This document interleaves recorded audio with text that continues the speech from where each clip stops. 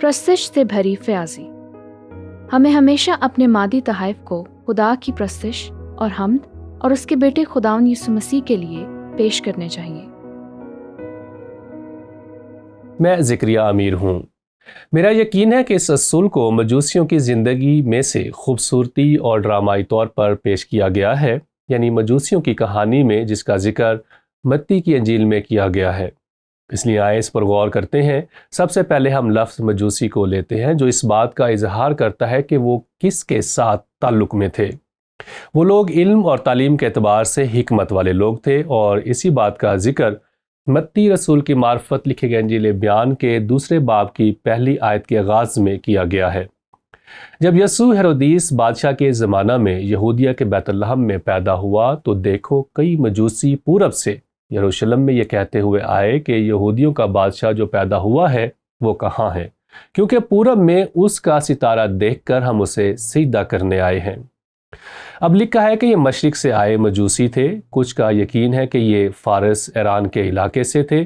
یہ ممکن ہے، اس کے علاوہ دیگر امکانات بھی ہیں، لیکن یہ زیادہ ٹھوس امکان ہے۔ ان لوگوں نے ستاروں کا مطالعہ کیا اور یہ بہت ہی ذہین لوگ تھے۔ جہاں تک پرانے عہد نامہ کا تعلق ہے تو یہ مجوسی واضح طور پر ایک پس منظر رکھتے تھے، گرچہ کہ وہ بت پرست تھے۔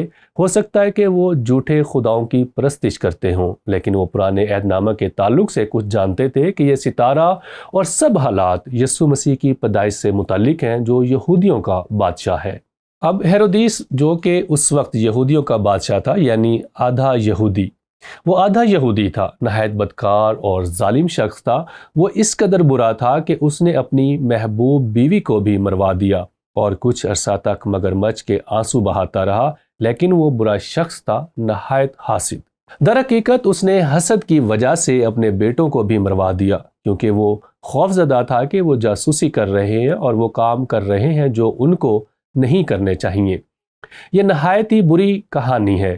ہیرودیس ایک برا شخص تھا۔ جب اسے مجوسیوں سے معلوم ہوا جو یہ کہتے ہوئے اس کے پاس آئے تھے کہ یہودیوں کا بادشاہ کہاں ہے، ہم نے پورب میں اس کا ستارہ دیکھا ہے، اس نے مکاری سے دلچسپی ظاہر کی۔ اس نے قوم کے سب سرداروں، کاہنوں اور فقیہوں کو جمع کیا کہ وہ اس سوال کا جواب دیں۔ انہوں نے میکا نبی کا صحیفہ کھولا۔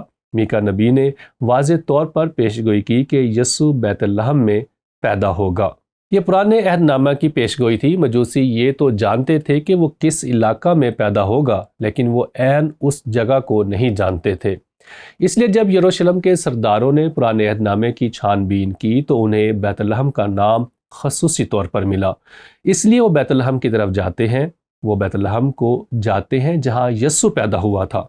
اب ہیرودیس نے ایک مرتبہ پھر مکاری سے کہا، جب وہ ملے تو مجھے خبر دو تاکہ میں بھی آ کر اسے سجدہ کروں۔ اور آپ اس کہانی کے اختتام سے واقف ہیں، یہ افسوسناک ہے، لیکن مجوسی دوسرے راستے سے چلے گئے۔ وہ جانتے تھے کہ وہ ایک برا شخص ہے، اس لیے وہ دوسرے راستے سے واپس چلے گئے۔ انہوں نے اسے نہ بتایا، اور پھر اس موقع پر اس نے 2 سال اور اس سے کم عمر کے بچوں کے قتل کا حکم دیا۔ اب یہ بات بھی ہمیں کچھ بتاتی ہے۔ آپ نے دیکھا کہ جب یہ مجوسی آئے تھے تو یسوع ان کے آنے سے پہلے استبل کے اندر چرنی میں پیدا ہو چکا تھا۔ کچھ لوگ یہ یقین رکھتے ہیں کیونکہ لکھا ہے وہ جس گھر میں رہتا تھا تو اس بات کو یسوع کی پیدائش کے بعد 2 سال ہو چکے تھے۔ ہم متواتر مجوسیوں کو استبل میں دکھاتے ہیں جو کہ بائبل کے مطابق منظرنامہ نہیں ہے، اور اس گھر میں پہنچے جہاں یسوع تھا۔ اب ہم دیکھتے ہیں کہ متی رسول کی معرفت انجیل 2 باب کی 11 آیت میں کیا ہوا تھا۔ میں اسے حقیقی طور پر پرستش کا نام دوں گا۔ وہ اس گھر میں آئے۔ یہ نہیں لکھا کہ وہ استنبل میں داخل ہوئے۔ وہ اس جگہ نہیں گئے تھے جہاں چرواہے گئے تھے، وہ گھر میں داخل ہوئے تھے، اور اس گھر میں پہنچ کر بچے کو اس کی ماں مریم کے پاس دیکھا جو کہ اب بڑا ہو چکا تھا، شاید 1 سال 6 مہینے کا، یہ بات واضح نہیں، اور اس کے آگے گر کر سجدہ کیا اور اپنے ڈبے کھول کر سونا اور لبان اور مر اس کو نظر کیا۔ اب میں ایک بات کہنا چاہتا ہوں، یہ تفسیری قیاس ہے۔ اگر یہ لوگ مشرق سے آئے تھے تو امکان ہے کہ وہ ایماندار نہیں تھے، وہ صرف یہ جانتے تھے کہ یسوع نامی ایک بچہ ہے جو کہ یہودیوں کے بادشاہ کے طور پر پیدا ہوگا۔ جس وقت وہ یروشلم میں تھے وہ پھر بیت لحم گئے تو اس دوران کیا ہوا تھا؟ میں صرف قیاس کر سکتا ہوں، لیکن میرا خیال ہے کہ یہ ممکن طور پر درست جواب ہے۔ یروشلم سے بیت لحم کے دوران سفر میں یہ حقیقی ایماندار بن گئے کہ یہ صرف یہودیوں کا بادشاہ نہیں ہے، بلکہ یہ پوری دنیا کا نجات دہندہ ہے۔ اور جب وہ خدا کے حضور میں ایمان کے ساتھ آئے تو لکھا ہے انہوں نے اسے سجدہ کیا، اور اس بات کی مثال ہمیں اس آیت میں نظر آتی ہے۔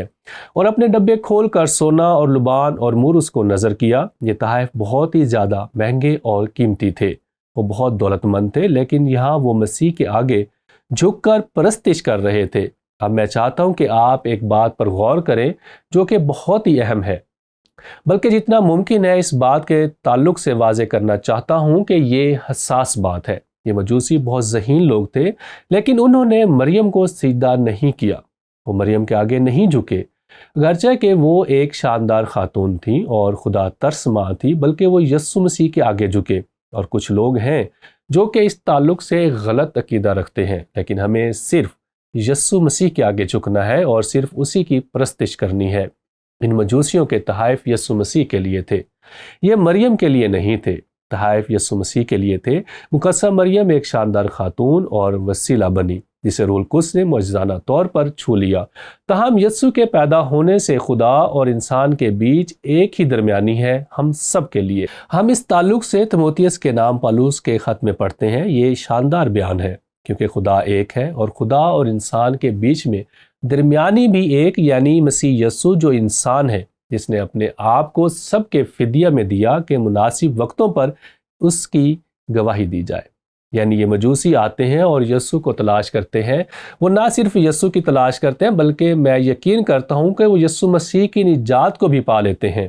وہ واحد سچے خدا کے طور پر اس کی پرستش کرتے ہیں جو اس دنیا میں مخلصی کو لے کر آیا تھا، جو کہ ابراہیمی عہد کی تکمیل تھی، جس میں یسوع مسیح بطور خدا آیا۔ جیسے ابراہیم سے کہا گیا تھا کہ ابراہیم زمین کے سب لوگ تیرے وسیلے سے برکت پائیں گے، اس بیج سے جس نے بیت لحم میں جنم لیا، اور یہ دنیا کا نجات دہندہ یسوع مسیح تھا۔ اب یہاں اطلاق کے لیے ایک سوال ہے۔ جب ہم اپنے مادی تحائف خدا کو پیش کرتے ہیں تو ہم اپنے اس عمل کو رسمی رویہ بن جانے سے کیسے محفوظ کر سکتے ہیں؟ میں آپ کو چند ایک چیزیں بتانا چاہتا ہوں جو میرے خیال میں آپ کی مدد کریں گی تاکہ اس سوال کا جواب دے سکیں۔ سب سے پہلے ہمیں اپنے تحائف کے بارے میں غور کرنا چاہیے، فرضی طور پر نہیں بلکہ محبت کے عمل کے طور پر۔ اب میں یہ بھی یقین رکھتا ہوں کہ ہمارا فرض بھی ہے، ہم پر فرض ہے کہ ہم سب چیزوں میں خدا کے تابعداری کریں۔ بطور شوہر کے مجھے اپنی بیوی سے ایسی محبت رکھنی ہے جس طرح مسیح نے کلیسیا سے رکھی، یہ فرض ہے۔ کیا آپ سمجھتے ہیں کہ میری اہلیہ محترمہ چاہے گی کہ میں اس سے محبت رکھوں کیونکہ یہ میرا فرض ہے، یا اس لیے کہ میں واقعی اس سے محبت رکھتا ہوں اور اسے سراہتا ہوں؟ محبت کا عمل، اور یہی بات یہاں ہماری مادی چیزوں کے تعلق سے بھی ہے۔ ہمیں اپنے تحائف کے بارے میں غور کرنا چاہیے، فرضی طور پر نہیں بلکہ محبت کے عمل کے طور پر۔ دوسری بات، ہم چندہ نہیں دے رہے بلکہ ہم نذرانہ پیش کر رہے ہیں۔ میری پرورش ایسے ماحول میں ہوئی جہاں چندہ جمع کیا جاتا تھا۔ چندہ ایک فرض ہے، ہم سب اسی چندے کا حصہ ہیں۔ ٹیکس کا ادارہ چندہ جمع کرنے کی ایک مثال ہے، لیکن ہمیں نذرانہ پیش کرنا ہے، اور یہاں یہ مجوسی یہی کرتے نظر آتے ہیں۔ اب ہماری ایک ذمہ داری ہے، لیکن یہ نظر پیش کرنا ہے جو خدا یسوع مسیح کو اپنی محبت کا نذرانہ پیش کرنا ہے۔ اور پھر تیسری بات، دینا رسمی نہیں ہونا چاہیے بلکہ پرستش کا ایک عمل ہونا چاہیے۔ پرستش کا اظہار، میرا خیال ہے کہ ہم سب کو خود کو یاد دلانا چاہیے کہ ہمیں یہ کام باقاعدگی سے کرنا چاہیے۔ شاید آپ اسے رسم کہیں، لیکن ہمیں باقاعدہ دینا ہے۔ خدا پالوس کے وسیلے سے واضح طور پر یہ کہتا ہے، لیکن باقاعدگی سے دینا رسم نہ بن جائے، ایسا کام جو معمول میں کرتے ہیں بلکہ پرستش کے اظہار کے طور پر کریں۔ ہمارے گھروں میں ایسا ہوتا ہے جب ہم کچھ دیتے ہیں، خاص طور پر جب میں اپنا چیک دیتا ہوں۔